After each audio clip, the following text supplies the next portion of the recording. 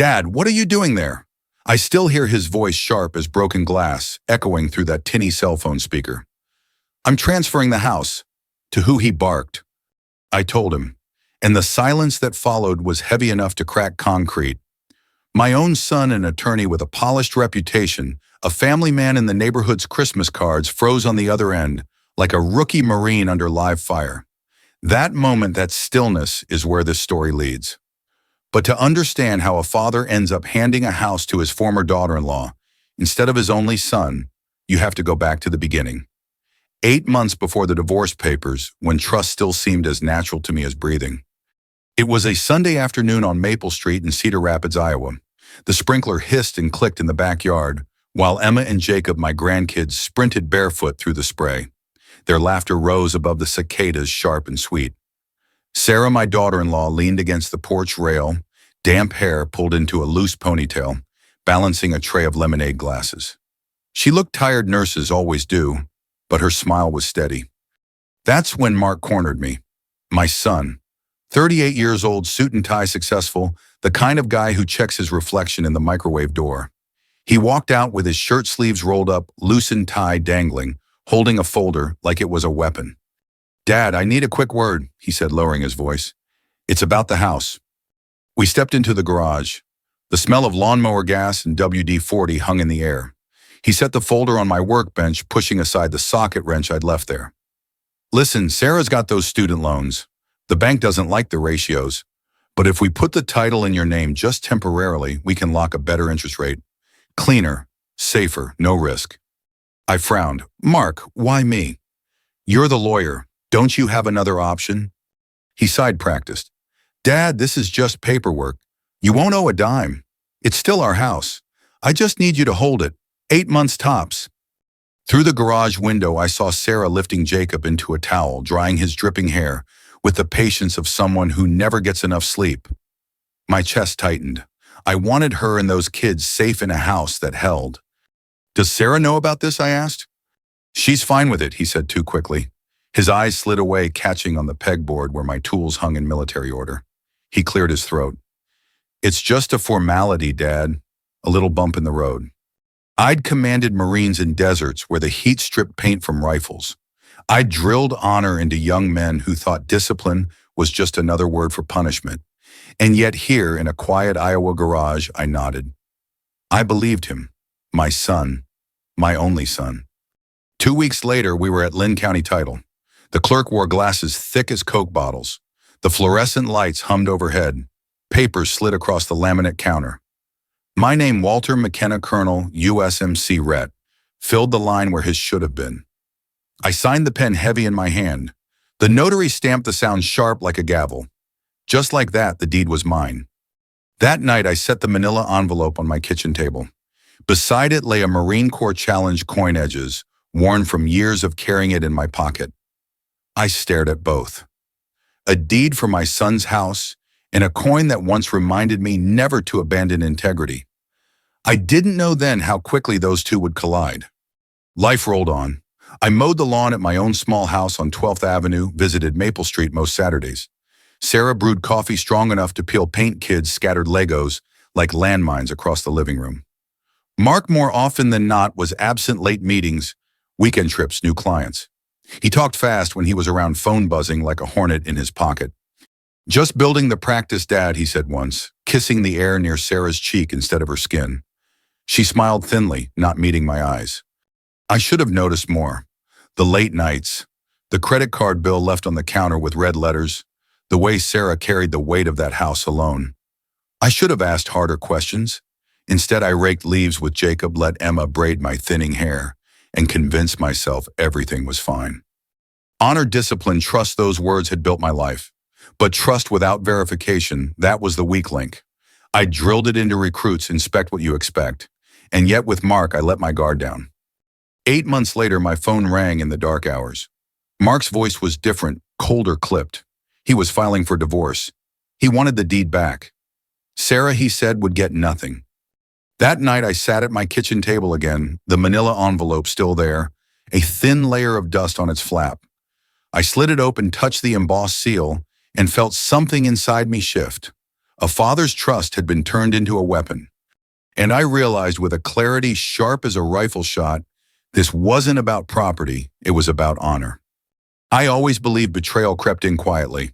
Not with a shout, not with a slammed door, but with the slow drip of things left unsaid and bills left unpaid. Looking back, the cracks had been forming long before Mark's late-night phone call demanding the deed. I just didn't want to see them. It started with a furnace bill. I was over at Maple Street one afternoon in November, leaves piled against the chain-link fence, frost whitening the grass. Sarah was kneeling by the dryer, folding a small mountain of clothes. On the counter sat a pink slip from Mid-American Energy, past due. She shoved it under a cookbook when she noticed me looking. "Sarah, I asked everything, all right, with the bills." She hesitated. "We're fine, Colonel. Just a timing thing." I picked up an extra shift at St. Luke's. Her hands moved faster, shirt snapping into neat squares. She never complained, but I could hear the weight in her voice. Mark wasn't there. He rarely was anymore. His firm kept him late, or maybe it was those client dinners that stretched past midnight. Sarah didn't chase him, didn't ask questions. She just carried on, shoulders squared like a soldier under load. The neighborhood noticed too. Old man Doyle from across the street leaned on his rake one Saturday and muttered, "Haven't seen Mark mow in months. That wife of his, she's the one out here shoveling snow." I brushed it off, but the words stuck. Inside the house, it was the little details that told the truth. A patched leak in the upstairs bathroom, fixed with Sarah's careful hand. A garage door spring replaced receipt from Menards tucked in her purse.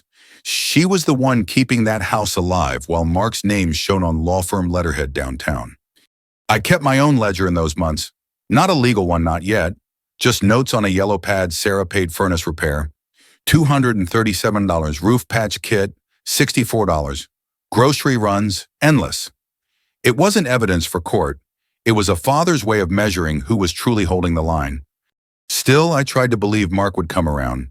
At Christmas, he bought the kids an Xbox, all shiny packaging and blinking lights, but it sat untouched while they played hide and seek in the hallway Sarah had repainted herself. Emma ran her hand along the smooth wall and said, "Mommy made it pretty." That should have broken through my denial. It didn't. One evening, I sat at the VFW hall nursing a Budweiser with Gunny Rivera, an old comrade from my Corps days. I told him about Mark's request about the deed in my name, about the way Sarah was carrying the weight. Gunny listened, then tapped his glass on the table. "Walt, you train men to see patterns. You think this one doesn't mean something? Blood's blood, sure. But honor outlives blood." I stared at the foam sliding down the bottle's neck. He was right. I just didn't want him to be. The turning point came one Saturday in early spring. I stopped by Maple Street with donuts from Casey's. Sarah was in the yard, hair tied back, pushing a lawnmower that looked 2 decades old.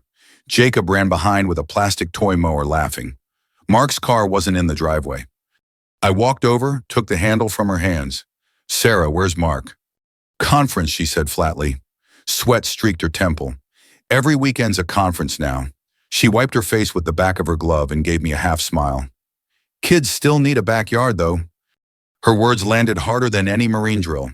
She wasn't bitter. She wasn't dramatic. She was simply surviving, building a home brick by brick while my son pulled farther away. That night at my kitchen table, I opened the manila envelope again.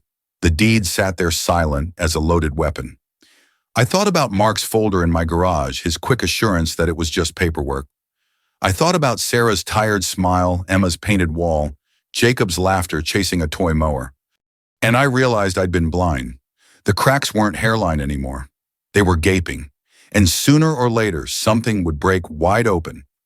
I told myself discipline meant seeing the truth even when it hurt. And the truth was my son had set me up as his shield. A father's trust twisted into a loophole. The next call I got from Mark proved it. A late-night ring, his voice clipped, efficient, stripped of warmth. "Dad, I'm filing. Sarah won't get a cent. You'll sign the house back, understood?" I didn't answer right away.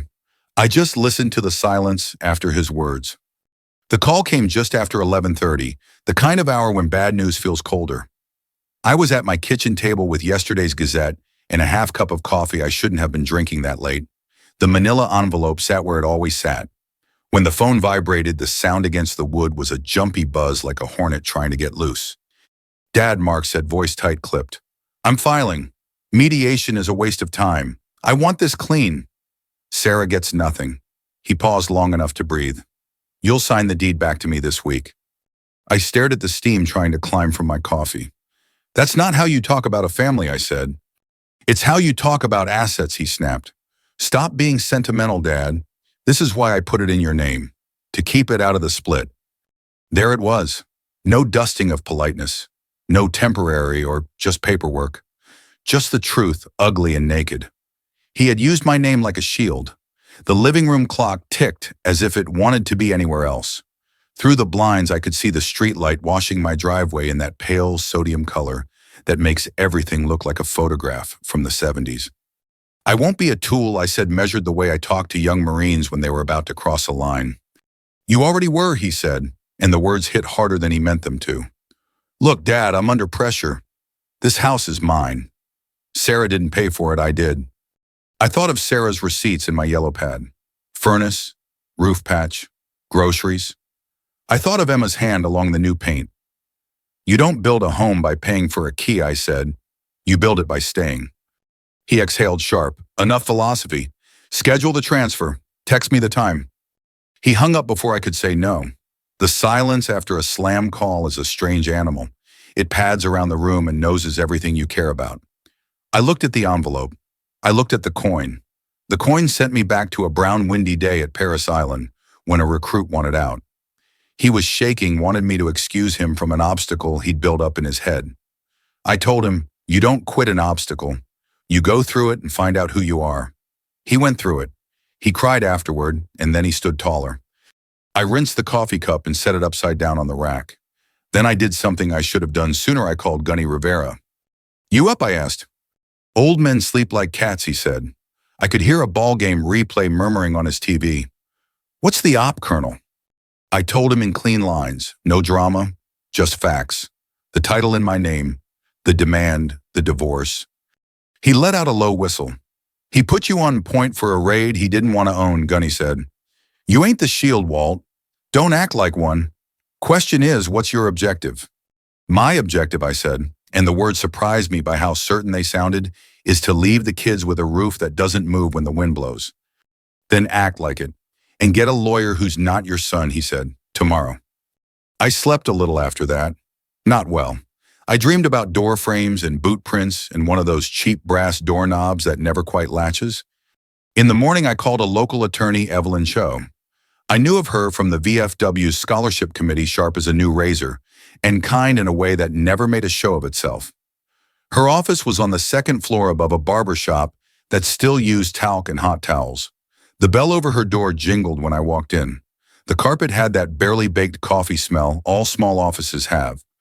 She shook my hand and looked me in the eye the way you hope a professional will. Colonel McKenna, she said, have a seat. Tell me what you're facing. I laid it out, dates, the deed, the call. I brought the yellow pad. She listened without interrupting except to ask a precise question here and there. Whose name is on the property tax bill? Mine. Any written agreement with your son that you transfer it back, number mortgage paid off at closing.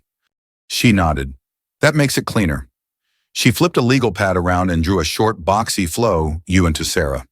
If you truly hold title, you are free to convey. A recorded gift from a third party to Sarah will in most situations be treated as her separate property outside the marital estate provided there's no evidence you were a nominee for your son. I wasn't, I said. I signed because I trusted him. That's on me. Trust isn't a crime, she said. The timing matters. He'll scream foul. He might try for an emergency order to freeze things. If we do this, we move now. Record, not just sign. And you should be prepared to defend your intent that you're not hiding assets for him, you're protecting a home from him. I looked at the window. From up there, you could see the barber flick a white cape in the air, like he was saluting someone you couldn't see. I can defend that, I said. I can defend that all day. She tapped her pen. One more question, why Sarah? I told her about Saturday mornings, about the patched leak, the silly toy mower in the yard, the Christmas repaint. I told her about the way Sarah set a plate for Mark, even when he texted at 9 that he wouldn't make it. The words came without embellishment because truth doesn't need garnish. Evelyn nodded again, slow. Okay. She turned to her computer. The keys clicked like distant rain. We'll prepare a quitclaim deed from you to Sarah with a simple gift letter for the file. We'll walk it to the recorder today. If Mark calls you, let it go to voicemail. I thought of the coin in my pocket and of orders that feel like mercy. Draft the papers, I said. She printed a preliminary copy for review. We went line by line, my name, her name, the legal description that read like a poem nobody would hang on a wall. Lot 12 of Cherry Heights in addition to the city of Cedar Rapids, Lynn County, Iowa. When we were done, she stapled it with a firm final punch. Colonel, she said, I need you to be certain. There are consequences, family ones. I know, I said, but I'm more afraid of who I'd be if I didn't act. She smiled, not with her mouth so much as with her posture relaxing an inch. Then let's get you on the recorder's counter before lunch. We stepped into the hallway. The barber downstairs laughed at something I couldn't hear. My phone vibrated in my pocket. I didn't check it. We had a job to do. On the way to the county building, we passed the VFW. Gunny was outside, sweeping the steps, broom scratching concrete. He lifted his chin at me. I lifted mine back. No words, just that old field acknowledgement, move with purpose. In the recorder's lobby, the air conditioning was set 3 degrees too cold, like every government building anywhere. A toddler smacked the glass of a candy machine with both palms, while his mother filled out a transfer form. The clerk called our number. We stepped up to the counter. Recording, she asked. Yes, ma'am, Evelyn said. Today. As the clerk took the deed and fed it into a scanner, my phone vibrated again, then again. The hornet scratched inside my pocket, angry to be ignored. Do I answer that, I asked. Evelyn shook her head gently. You answer when you're done doing the right thing. The clerk stamped. The sound was small and absolute, like a key turned in a lock. A receipt printed. The deed was no longer a promise. It was a fact. Only then did I pull the phone out and see Mark's name lit up on the screen. The clerk's stamp was still echoing in my head when I stepped out into the thin Iowa sunlight. Late morning, a sky the color of old chalk, the courthouse flag pulling once in a lazy breeze and falling back to its pole like it had second thoughts. Evelyn slid the receipt into a clear sleeve and handed it to me with the deed's stamped copy behind it. It's recorded, she said, not just signed, recorded. Fact, not forecast. I nodded. My phone buzzed in my pocket like a trapped wasp. Mark again. I didn't take it out. The habit of years made me check my corners. The steps, the sidewalk, the street, though what I was watching for had no shape you could put in a police report. There are storms you feel first in your bones. I'll field whatever filings he launches, Evelyn said, reading my silence. He may try for an emergency motion or a lis pendens after the fact. The timing's in our favor. Go do your part. My part, I echoed. Down on First Avenue, the barber snapped a white cape in the air. 2 teenagers came out of the pawn shop laughing at something on a phone. Across the way, Gunny swept the VFW steps in long, even strokes, the broom rasping concrete. He lifted his chin again. I lifted mine. Move with purpose. I drove to Sarah's apartment. The Maple Street house had held them a while, but Mark's papers had pushed her into a 2-bedroom over a strip mall second-floor walk-up that smelled faintly of fry oil from the burger place downstairs. I climbed the stairs slow, on purpose gift copy of the deed in a manila sleeve, 2 paper bags from Hy-Vee dangling from my other hand. Bread, peanut butter milk. Practical kindness, the kind that's eaten by morning. She opened the door with her arm and a dish towel flour on her cheek like she'd been trying to bake something that would make the place feel less temporary. Jacob whooped Grandpa and cannoned into me, all knees and elbows. Emma hovered at the table with crayons and a math worksheet, tongue caught at the corner of her mouth in concentration. Colonel, Sarah said, surprised and careful. Come in. I set the Hy-Vee bags on the counter. The apartment's thin carpet muted my boots in a way I didn't like. Brought groceries, I said, and I've got something else. Her gaze flicked to the sleeve in my hand. A person who works nights learns what paper can do to a life. Her knuckles whitened around the dish towel. If it's about the house, it is, I said, and kept my voice level. We recorded a deed this morning, from me to you. The silence that followed had a different weight than the one I'd hung on Mark. This one was all in her breathing, a hitch that she caught and smoothed out with practiced dignity. She set the towel down. Colonel, I can't. You can, I said gently, and slipped the sleeve from the manila cover. The recorder's stamp sat square in the corner, county seal crisp, the legal description running down the page like a square-jawed hymn. It's not charity, it's placement. Putting title where the home already lives. She didn't touch the paper. She looked at Jacob, who had abandoned his imaginary spaceship to build a fort from couch cushions, and at Emma, who was drawing a boxy house with a triangle roof and two stick people out front. The kid drew a third stick figure, smaller with a circle for a head and lines for arms fanned wide like wings. You can hate me for doing it without asking, I said, but I didn't want you in the crossfire of my decision. This takes you out of his shell games. The house is yours. Separate property. Evelyn will walk you through taxes and insurance. I'll cover any gift tax. I'll help switch the policies. You won't lose it. She closed her eyes tight for 2 seconds, the kind of long blink that keeps tears where they belong. When she opened them, they were clear. I don't hate you, she said. I just don't know how to hold something this big. You've been holding it for a year, I said, and let the words land without varnish. Paying the furnace, patching the roof, tucking kids under a sound roof when he texted he was stuck at a client dinner. Papers catching up to truth. Her mouth twitched, maybe the ghost of a smile. He's going to explode, she said flatly. I expect so, I said. He's been calling. My phone buzzed again in my pocket like it had heard its name. What happens now, she asked. Now we hydrate, make a sandwich, and breathe, I said. Then we get practical. I laid out a small square plan like I used to before stepping onto arrange utilities to reroute. Homeowner's insurance to transfer. The recorder's certified copy to pick up for her files. Evelyn's card clipped to the sleeve. We'll put a folder together, keep receipts, keep life simple where we can. She pressed her palm flat on the deed copy, not grasping, just steadying.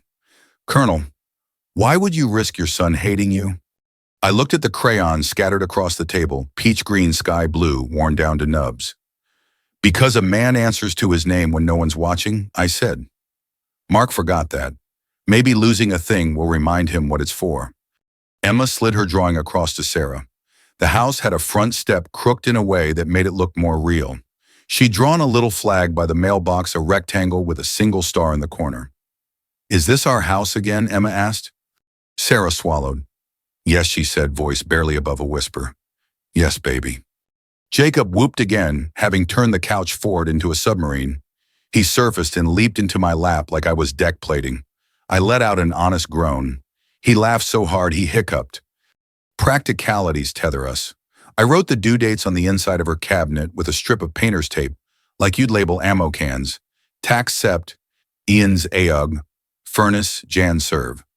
I left a small envelope with a check for the next quarterly property tax and a note, you handle the home. I'll handle this piece. She argued twice. I overruled gently. I didn't outrank her. I just knew where I could be useful. When I stood to leave, Sarah touched my sleeve. He'll blame you, not himself. Blame's cheap, I said. I can afford to carry it for a while. On the stairs, the fry oil smell was stronger. My phone buzzed again, then stopped, then started. A text preview flashed. You at a lawyer, answer me, now. I put the phone face down on the passenger seat and sat for a minute with the engine offhand in my pocket around the coin until its edges warmed. Back at my place, I made space on the kitchen table. The manila envelope that had once held the deed lay flat and empty, no longer a live round. I slid the recorder's receipt into a fresh blue folder labeled Sarah, House. I tucked my yellow pad in beside it, not as evidence, just as a reminder that truth accumulates one small line at a time. The landline rang, an old wall phone I'd never replaced because habit is a kind of faith. I let it ring twice, 3 times. I lifted the receiver on 4. Dad, Mark said, no preamble. His voice was tight wound wire. Where are you? At my table, I said. You at a lawyer's office this morning. Paper rustled near his mouthpiece. I got a recording notification ping. Don't play games with me. What did you record? I looked at the blue folder. I thought about Sarah's hand steady on the page, Emma's crooked step, Jacob's submarine. I thought about Gunny's broom scratching concrete and the barber's clean white cape and the clerk's stamp with its small, absolute sound. Mark, I said, not mean, not soft, just steady. If you want an answer, stop shouting. He breathed out like he'd been kicked, then pulled back an inch. Fine, he said, voice colder. What did you record, Dad? We both listened to the same silence for a heartbeat.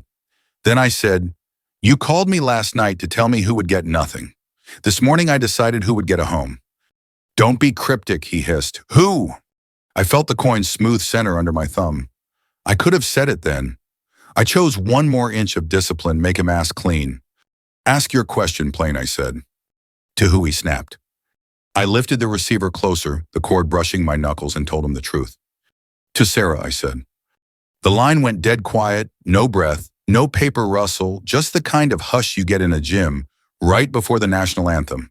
Then a thin, flat sound like he'd put a palm over the phone. When he came back, his voice wasn't clipped anymore. It was small. You didn't. I did. A beat. 2. Then the fuse relit. You can't do that, he shouted, the words scraping. You're my father. That's my house. You were holding it for me. No, I said calmly. I was holding it because I trusted you. That's different. He tried law next. I'll have it set aside. Fraudulent conveyance, interference with marital property. I'll get an emergency order by tomorrow. You'll get a hearing, I said. Bring your facts. I'll bring mine. He snorted. Facts? She didn't buy that house. I did. You bought a closing, I said. She built the home. He exhaled through his nose, one of those hard, childish blasts that used to get him sent to his room. You're choosing her over me. I'm choosing my name, I said. You can borrow it when you act like you remember what it means. He hung up. The dial tone pitched into my ear like a steady train. I set the receiver down slowly. My hands shook a little, not from fear, from the release you get after holding a plank too long. I put the coin on the table beside the blue folder and pressed it flat with my index finger until the ridges bit. 5 minutes later, a text pinged. You'll regret this. Another, my partner will bury you. A third, you're dead to me. I turned the phone face down and opened my back door. The evening was leaning in. Somewhere a mower droned a long, even baritone. Across the alley, Mrs. Langley watered her peonies like she was baptizing each bloom by name.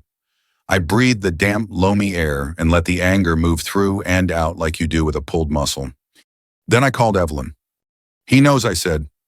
I assume, she said. I also assumed he'll file for a temporary restraining order. We'll be fine on timing the recordings complete, but he'll try to smear intent. We need clean presentation. Tell me what you need, I said. Receipts showing Sarah carried maintenance, your property tax stubs in your name, proof the mortgage was paid off at closing, and your written statement, plain language on why you conveyed. She said, don't sound like a lawyer. Sound like who you are. That I can do, I said. We set a time the next morning. I hung up and pulled the yellow pad from the folder. I wrote like I was logging a patrol, dates, small facts, ordinary objects that tell the truth when people won't. Decommercial 14 furnace repair receipt in Sarah's name. February 2 roof patch Menards. March repaint hallway eggshell 2 coats. I slid my property tax bills under a paperclip. I printed the bank letter from closing that said no lien in bold. Then on a clean page, I wrote the statement Evelyn asked for. I didn't dress it up.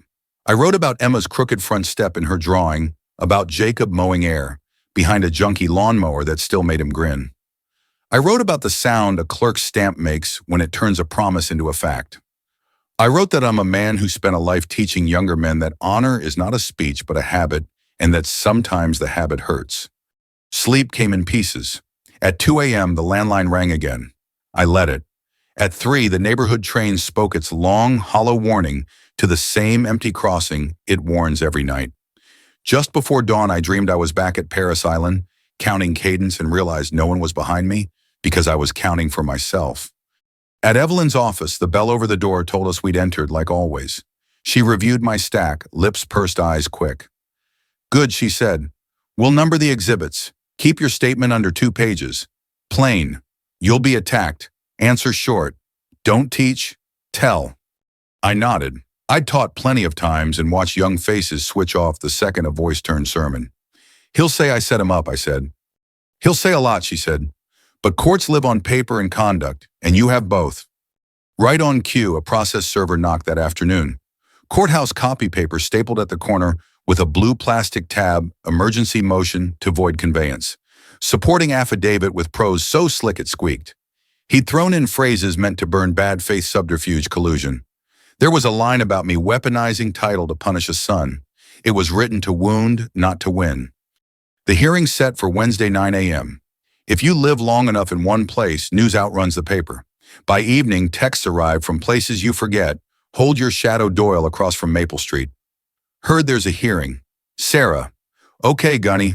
We'll put some butts in the benches. Mrs. Langley, I'll bring the kids over to play so Sarah can breathe Tuesday. Tuesday night, I stopped by Sarah's with a pizza that dripped orange oil and exactly zero nutrition. We ate it off paper plates because her real ones were packed from a move-in out-in again. She didn't ask about strategy. She just folded napkins into boys' boats and said, if they ask me questions, I'll answer simple.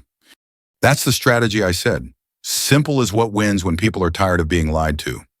Later on her stoop, Jacob climbed into my lap and asked Grandpa, do we have to move again? I told him no. I told him he'd sleep in the room with the crooked poster forever if he wanted.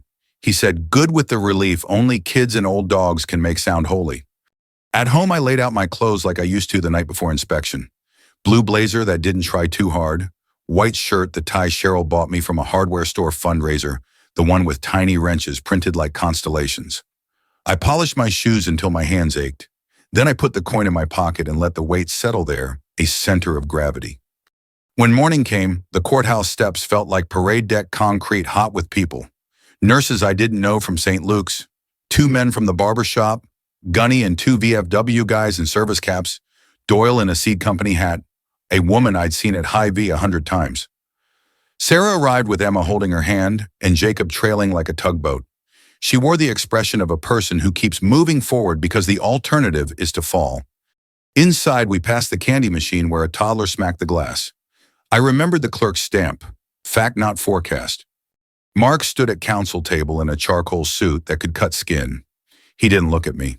His attorney, young and glossy, toggled between a laptop and a stack of binders like he was playing a two-handed instrument.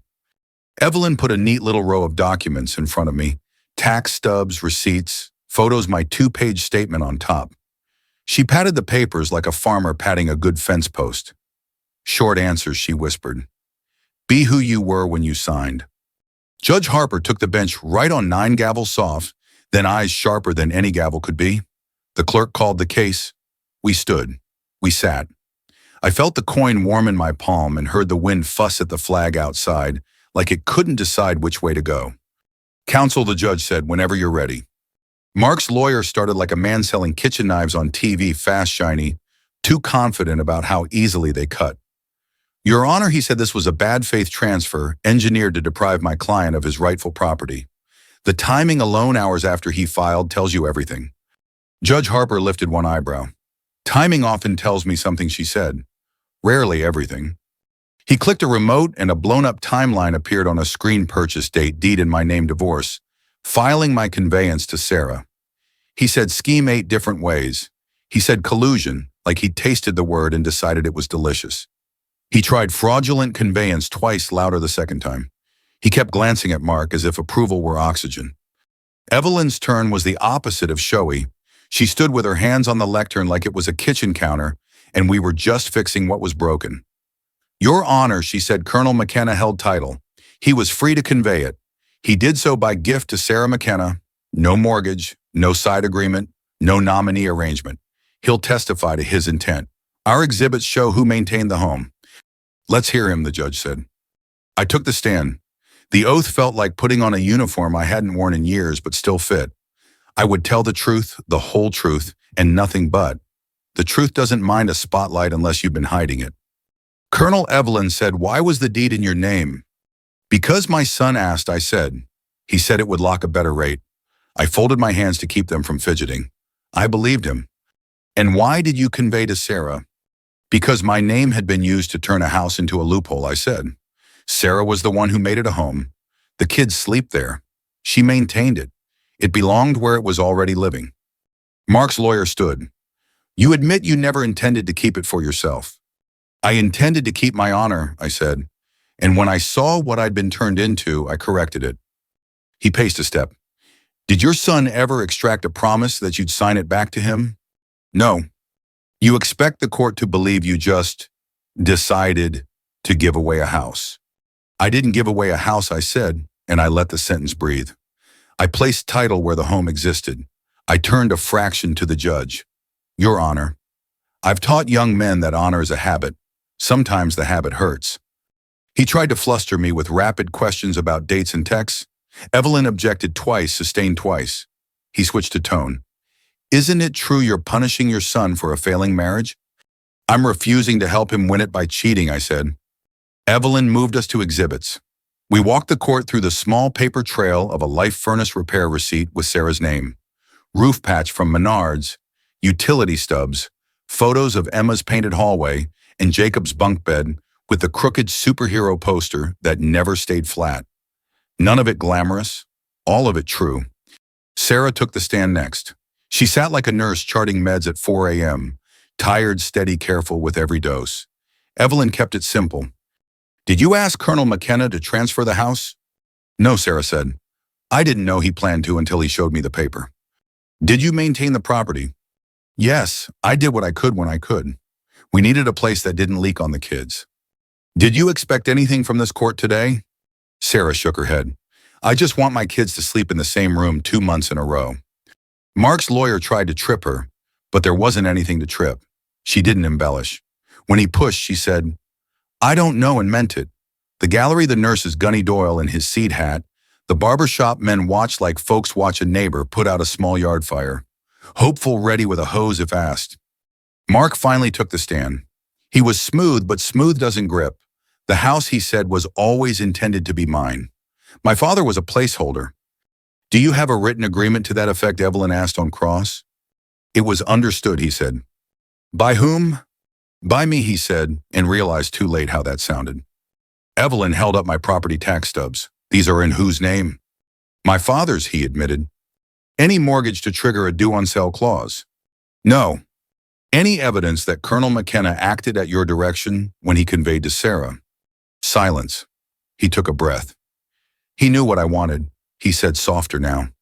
He looked at me, then eyes hot and bright, a boy staring at a man he still expected to flinch. He knew he repeated quieter like he was trying to convince himself. Evelyn closed her binder with a soft clap, no further questions. The judge took notes with a fountain pen that scratched just enough to hear. Then she set the pen down and looked at both counsel, then at us, the kind of look a teacher gives a class that has finally stopped talking. She spoke slowly, the way people do when they intend to be quoted exactly. I've heard argument about schemes and collusion. I've looked at paper that tells me who paid to keep heat in the ducts and water out of the bedrooms.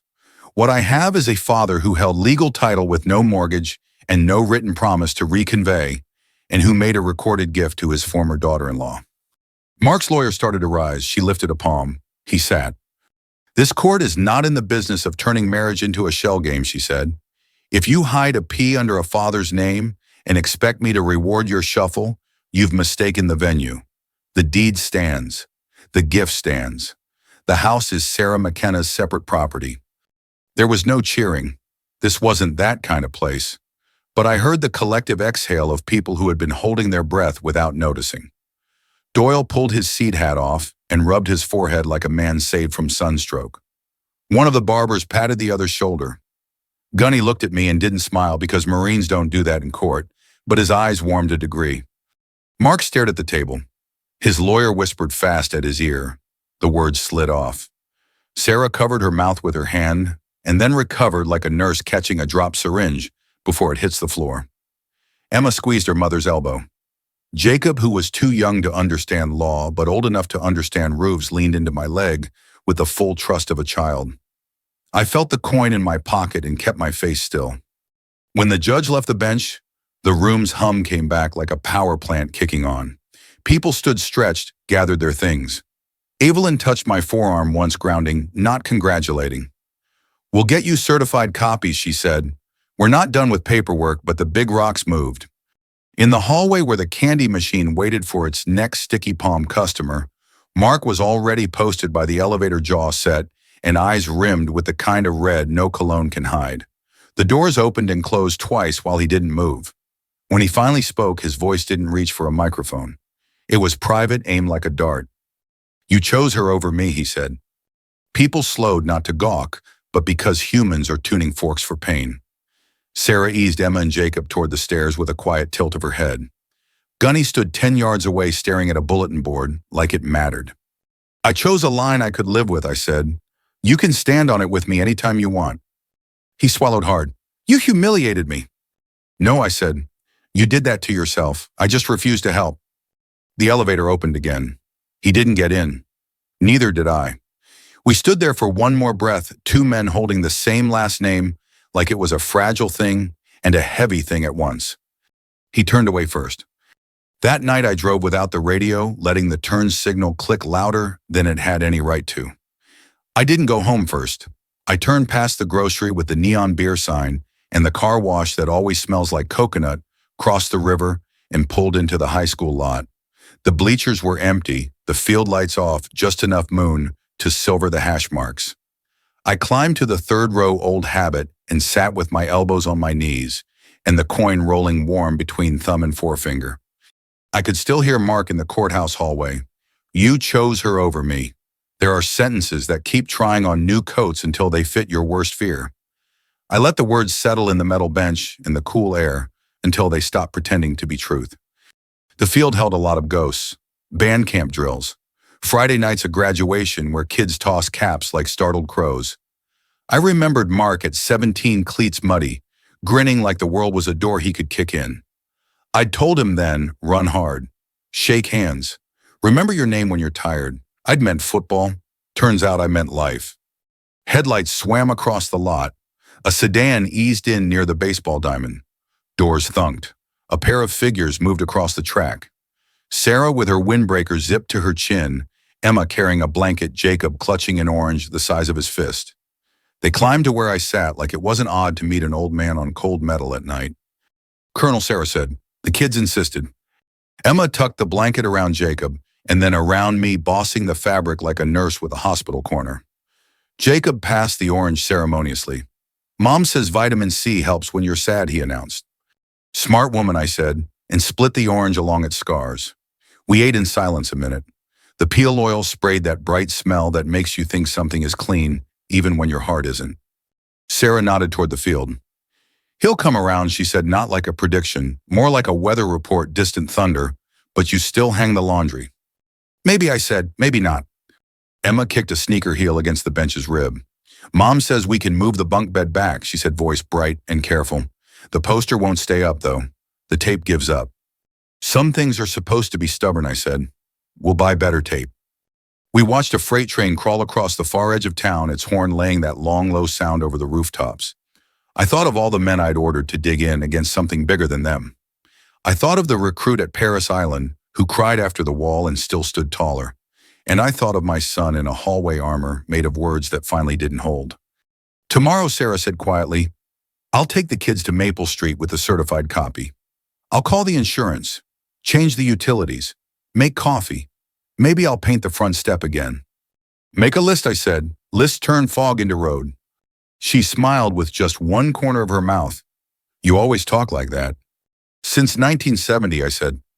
She stood then and squeezed my shoulder, the short, grateful kind that doesn't spill past itself, and her face tilted in the moonlight, the way tired faces do when they realize they might sleep.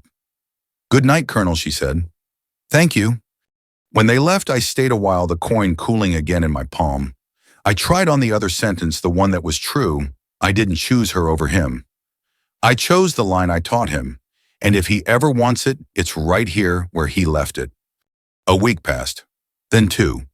People in town did what people do when a mess settles. They folded it into weather talk and grocery aisle nods. The barbers started asking after my knees again. Doyle waved with his rake instead of his chin. Mrs. Langley sent over a plate of brownies that tasted like she'd put 3 kinds of sugar in the batter, and none in her smile. One Saturday, I walked to Maple Street with a bag of finishing nails and a proper roll of tape. The front step was freshly painted crooked in a way that made it look like a real step for real feet. The doorbell chimed a ding-dong that would never get cast in a movie and made it more beautiful. Inside, coffee steamed in a chipped mug. A fan pushed summer air around like a lazy dog's tail. Emma's poster was back on the wall straight this time. I pressed my palm against it an extra second. It held. At the kitchen table, Sarah had the deed in a plastic sleeve clipped to a sturdier folder. Tax SEP was written on a strip of painter's tape inside her cabinet. The furnace service reminder was tacked with a magnet shaped like a carrot that had lost half its paint. Ordinary anchors in an ordinary life. It settled something in me that no gavel could. The knock came near noon. I opened the door because that's what you do when somebody stands there and breathes. Mark was on the stoop, hands empty, eyes red-rimmed in the way work and pride and sleeplessness draw with the same pen. He didn't step inside. He didn't step back. "I'm not here to fight," he said. "Good," I said. "I'm not built for sport anymore." He looked past me at the hallway at the poster holding at the corner where the baseboard doesn't meet the wall just right. His jaw worked, then quit. "Judge was right," he said. The shell game comment. "She's right about a lot," I said. "I told myself I did it to save the house," he said. "For the kids, for stability." "That's what I said in my head anyway." He swallowed. "Truth is, I did it so I'd win." "We were all there," I said. "We all heard you." He nodded like a man agreeing to lift something heavy. "I won't contest further," he said. "I can't afford the money or the blood." He looked at me and the kid of him showed through the lawyer like a ghost under tissue paper. "You killed me that day, Dad." "No," I said. "I cut a knot you tied around your own throat." He let out a laugh that wasn't a laugh. "You always did talk like a field manual." "Field manuals keep people alive," I said. He shuffled his feet on the step like he was about to run a sprint and decided against it. Do you still want?" He didn't finish. "I want you to stand where you can see yourself," I said. "And I want you to earn your name back. It's not locked. It's a door you open every time you choose right over easy." He blinked slow. "That sounds like the last order I'm going to get from you." "It might be," I said, "but it's one you can give yourself every morning." A car rolled by with a broken muffler, big sound, small engine. He flinched at the noise, then looked at me like he was choosing between a dozen bad sentences and a single honest one. He picked honest. "I'm sorry," he said. "Good place to start," I said. He nodded once, crisp, and walked away. Not proud, not destroyed, just a man who'd set down a weapon that was too heavy to carry one more block. That evening, Sarah lit the grill. The scent of lighter fluid gave way to meat and pepper. Kids ran into the yard trailing shouts and grass stains. Doyle sent over corn wrapped in foil with a slab of butter, like the Midwest rights law. A couple of nurses from Sarah's floor stopped by with potato salad. Gunny brought beans that could patch a wound. The conversation stayed in the little ruts it knows weather mower blades, whose tomatoes are showing off this year. Nobody said court or judgment or separate property. They didn't have to. You could feel the roof hold. I sat on the porch step with my plate on my knees, the coin warm again in my pocket. The sun slid down Maple Street until it found a parking spot between two maples. Fireflies clocked in. I listened to the sound a house makes when it's used, right doors opening and closing without banging, laughter bouncing off drywall and coming back softer. A mother's voice cutting through chaos without ever being cruel. Honor doesn't ring a bell when it shows up. It sits quietly in the corner and waits for people to notice they can breathe. It turns out it's worth more than anything you can sign over. If you've carried a knot in your chest while you listen to this, if you've been the one who chose right over easy, or you wish you had, do me a favor, tell someone you love what your line is and why you stand on it. Share this story with a friend who needs a nudge toward the good. And if you want more plain, real stories about ordinary Americans trying to keep their names clean, subscribe and pull a chair up here next week. I'll leave the porch light on.